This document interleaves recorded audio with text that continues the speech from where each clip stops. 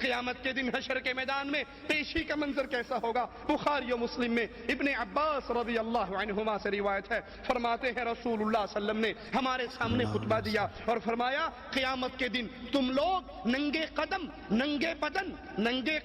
اور ننگے بدن بغیر ختنہ کے جمع کیے جاؤ گے۔ پھر قرآن حکیم کی آیت تلاوت فرمائی، کما بدأنا اول خلق نعید، جیسے ہم نے ان کو پہلے پیدا کیا ویسے ہی ہم ان کو دوبارہ لوٹا دیں گے۔ قیامت کے دن اللہ کے دربار میں پیشی کا منظر، جسم بھی ننگا ہے، کپڑے نہیں ہیں، پاؤں بھی ننگے ہیں، جوتے نہیں ہیں اور ختنے بھی نہیں، غیر مختون ہیں۔ اس حالت میں اللہ کے دربار میں کھڑا کیا جائے گا۔ رسول کریم صلی اللہ علیہ وسلم فرماتے ہیں سب سے پہلے اللہ عز و جل خلیل اللہ ابراہیم علیہ السلام کو لباس پہنائے گا۔ اللہ کے نبی فرماتے ہیں میری امت کے کچھ لوگ لائے جائیں گے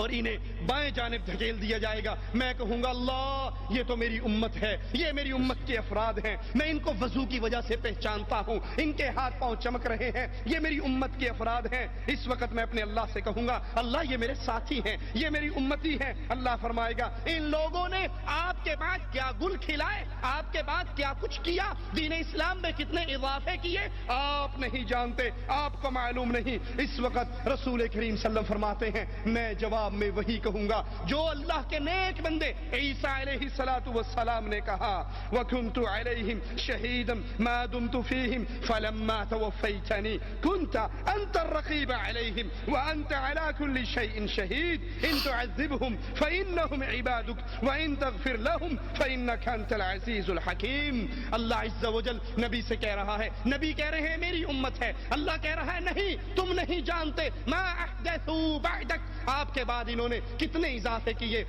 کتنی چیزیں دین میں نہیں داخل کی۔ قبر پرستی آپ اس سے منع کر کے آئے، انہوں نے اسلام کے نام پہ قبر پرستی کی، آپ نے ذبح کی تعلیم، ان ظالموں نے ذبح پیروں کے لیے، قبروں کے لیے، مندروں کے لیے، درگاہوں کے لیے، سجادہ نشینوں کے لیے کیا۔ آپ نے پکارنے کی تعلیم دی کہ صرف اللہ کو پکارو، پاؤں کا جوتے کا تسمہ بھی ٹوٹ جائے تو اللہ کو پکارو، چھوٹی سے چھوٹی تکلیف ہو اللہ کو پکارو۔ اور ان کی پکار کیا ہوا کرتی تھی، یا علی مدد، یا رسول اللہ مدد، یا بہاء الحق مدد۔ آپ جو توحید دے کر آئے انہوں نے اللہ کی ذات میں شریک کیا، اللہ کی صفات میں شریک کیا، اللہ کی عبادت میں شریک کیا۔ اے نبی آپ نہیں جانتے، آپ نہیں جانتے ما احدثوا بعدک، آپ کے بعد یہ کیا کچھ کر کے آئے ہیں۔ اب سوچئے،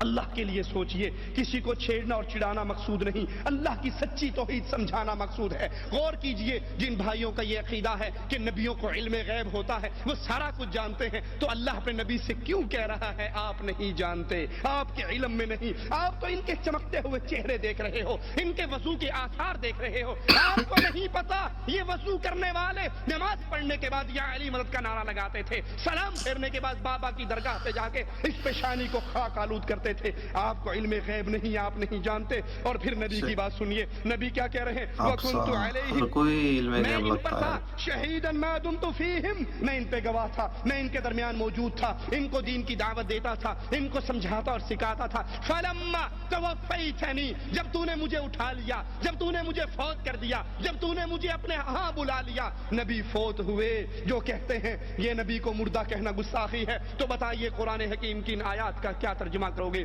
جو کہتے ہیں نبی مرے نہیں، ایک لمحے کے لیے صرف مکان بدلا تھا پھر واپس آگے، ملتان میں آتے ہیں الیاس قادری کے اجتماع میں، کراچی میں آتے ہیں طاہر القادری کے اجتماع میں، فیصل آباد میں جاتے ہیں تبلیغی جماعت کے اجتماع میں، نبی آ رہے ہیں، دیوبند بھی جا رہے ہیں، حساب و کتاب بھی چیک کر رہے ہیں، فضان سنت بھی پڑھ رہے ہیں، فضائل حج بھی سن رہے ہیں، اردو بھی پڑھ رہے ہیں اور اردو میں باتیں بھی کر رہے ہیں۔ جو یہ کہتے ہیں کہ نبی حاضر ہیں، موجود ہیں، کبھی ادھر اور کبھی ادھر، سنا ہے ہر عاشق کے گھر تشریف لاتے ہو، ہمارے گھر میں بھی ہو جائے چراغاں یا رسول اللہ۔ یہ کہنے والے کہتے ہیں نبی موجود ہیں، حاضر ہیں، ساری امت کے اعمال کو جانتے ہیں۔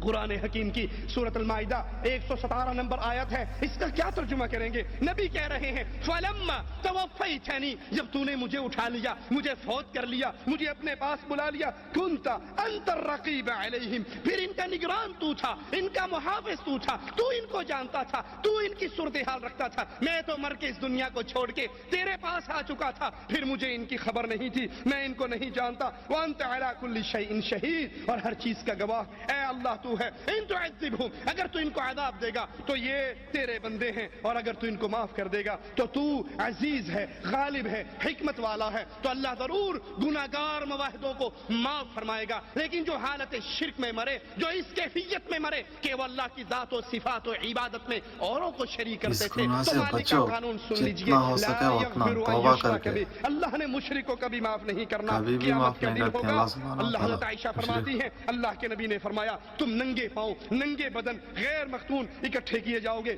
عائشہ رضی اللہ تعالی عنہا غیرت کا مجسمہ حیا کا مجسمہ کہتی ہے یا رسول اللہ صلی اللہ علیہ وسلم عورتیں بھی اکٹھی ہوں گی مرد بھی اکٹھے ہوں گے عورتیں بھی ننگی ہوں گی مرد بھی ننگے ہوں گے سب محشر کے میدان میں ننگے ہوں گے اے اللہ کے نبی مرد عورتوں کو دیکھیں گے یہ تو حیا اور شرم سے مر جائیں گی اللہ کے نبی فرماتے ہیں نہیں عائشہ رضی اللہ تعالی عنہا نہیں ایک دوسرے کو دیکھنے کی مہلت ہی کس کو ہوگی اللہ کا عذاب اتنا شدید ہوگا کسی کو یہ ہوش ہی نہیں رہے گی کہ میں فلاں کو دیکھوں وہ بغیر کپڑے کے ہے اللہ کا عذاب اللہ کی پکڑ محشر کی سختیاں قیامت کی ہولناکیاں اتنی شدید ہوں گی عائشہ رضی اللہ تعالی عنہا کسی کو کسی کی طرف دیکھنے کی فرصت ہی نہیں ہمت ہی نہیں سوچ بھی نہیں ہوگی ابن عباس فرماتے ہیں اس دن انسانی مخلوق تنگ جگہوں میں ہوگی جیسے تیر اپنی کمان کے اندر تنگ ہوتا ہے اور نیک بخت وہ ہوگا قسمت والا وہ ہوگا جس کو زمین پہ پاؤں دونوں پاؤں رکھنے کی جگہ مل جائے کیونکہ اس دن اکثر پاؤں دوسرے پاؤں کے اوپر ہوں گے جس کو زمین پہ حشر کے میدان میں پاؤں رکھنے کی جگہ مل گئی یہ خوش بخت ہے یہ نصیب ہے زحمہ اتنا ہوگا شدت اتنی ہوگی کثرت لوگوں کی اتنی ہوگی کہ پاؤں ایک دوسرے کے پاؤں پہ ہوں گے صحیح مسلم میں ہے اللہ کے حبیب علیہ الصلوۃ والسلام نے فرمایا قیامت کے دن لوگ سورج سے اتنا قریب ہوں گے کہ سورج اور انسانوں کے درمیان 1 میل کی دوری ہوگی اپنے کمرے میں اے سی چلا کر سونے والوں ٹھنڈے کولروں میں آرام کرنے والوں چھتوں کے نیچے مزے کرنے والوں ٹھنڈی درختوں کی ٹھنڈی چھاؤں میں رہنے والوں ذرا اس منظر کو یاد کیجئے آج جون جولائی کے مہینے میں اس گرمی کی شدت میں چند لمحے کے لیے ہمیں سورج میں کھڑا ہونا پڑ جائے تو ہم سے برداشت نہیں ہوتا یہ سورج کروڑوں میل دور ہے اور محمد کریم صحیح مسلم کی روایت کے مطابق اللہ کے حبیب فرما رہے اس دن سورج صرف 1 میل کے فاصلے پر ہوگا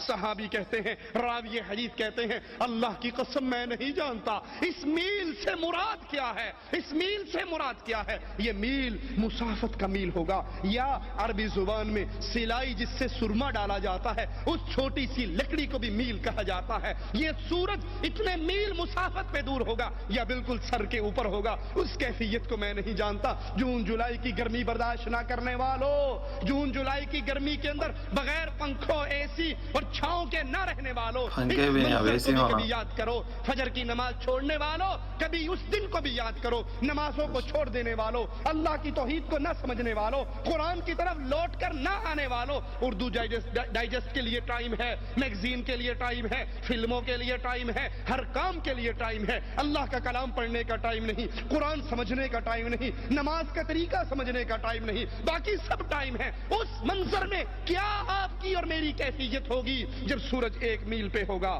جب سورج 1 میل پہ ہوگا لوگ اپنے اعمال کے حساب سے پسینے کے اندر ہوں گے کسی کا پسینہ ٹخنوں تک کسی کا پسینہ گھٹنوں تک کسی کا پسینہ ناف تک کسی کا پسینہ سینے تک اور کسی کو پسینہ اس کے منہ تک اس کو لگام دے رہا ہوگا کسی کے پسینے کی یہ کیفیت ہوگی ہے اور اللہ کے نبی اپنے منہ کی طرف اشارہ کر رہے کہ کسی کا پسینہ اس کو لگام دے گا یعنی اس کے منہ تک پہنچا ہوگا مسند احمد میں ابو سعید رضی اللہ عنہ وارضاہ سے روایت ہے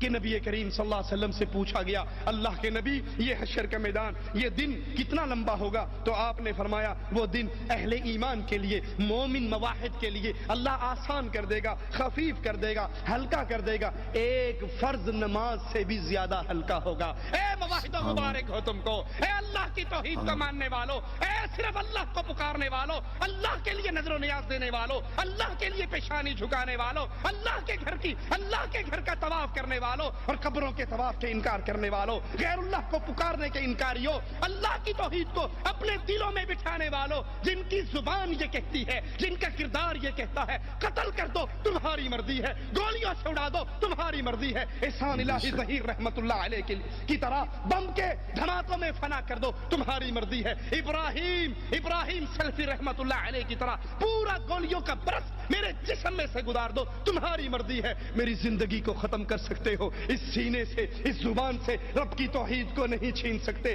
ہم مر سکتے ہیں, کٹ سکتے ہیں, خون بہا سکتے ہیں, اس ہڈیوں سے گوشت کے ریشے ریشے کو جدا کیا جا سکتا ہے. ہماری زبان سے یا علی مدد کا نعرہ نہیں نکلوایا جا سکتا. اللہ کی توفیق سے اس پیشانی کو کاٹا جا سکتا ہے, قبروں پہ جھکایا نہیں جا سکتا. جنہوں نے یورپ کی توحید کو سمجھا, آؤ مبارک ہو تمہیں. نبی کیا فرما رہے, حشر کا میدان ہوگا مومنوں کے لیے, مواحدوں کے لیے. اللہ اس دن کو فرض نماز, ایک فرض نماز سے بھی زیادہ ہلکا کر دے گا. حالانکہ محشر کا دن عام کفار کے لیے 50,000 سال لمبا یہ دن ہوگا. اللہ اکبر, 50,000 سال. سوچو میرے دوستو, ایک دن 50,000 سال کا تھا تو کیا گزرتے